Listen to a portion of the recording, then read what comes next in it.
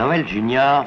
et sa femme Taille, à qui nous devons ces images, ont survolé l'Afrique équatoriale et ses forêts sans fin.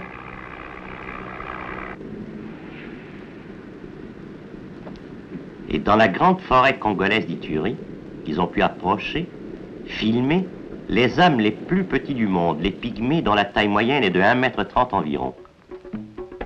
Et les pygmées ont fêté l'arrivée des hommes blancs à leur manière, par des danses, qui sont, selon les occasions, non seulement une façon d'exprimer la joie, mais encore un moyen de remercier pour les cadeaux que feront les grands étrangers.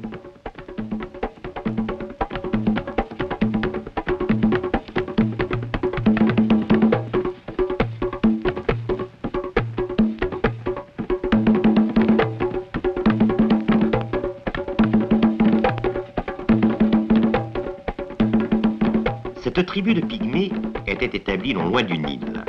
Le Nil blanc et les fameuses chutes de Murchison.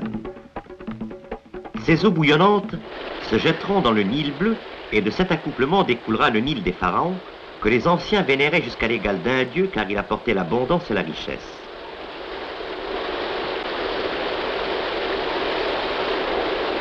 Magie et sorcellerie se donnent souvent rendez-vous près des chutes Murchison, où a pu être filmée cette scène d'un rituel naïf qui se répète 2 fois par an.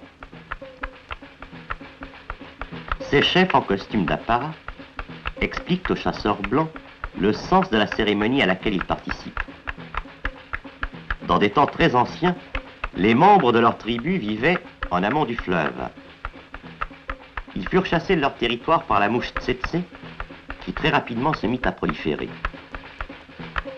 Pour empêcher qu'elle n'étendît plus loin ses ravages, les anciens s'adressèrent au grand sorcier et celui-ci leur dit « Recherchez, sur les rives, une urne abandonnée pleine de vieux ossements.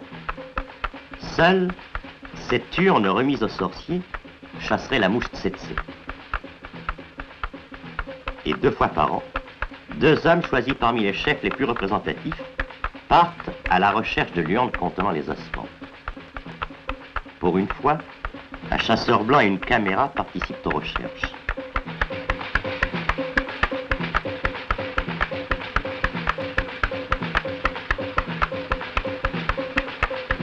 Elles ne furent ni longues ni compliquées. L'urne était à peine recouverte par les herbes.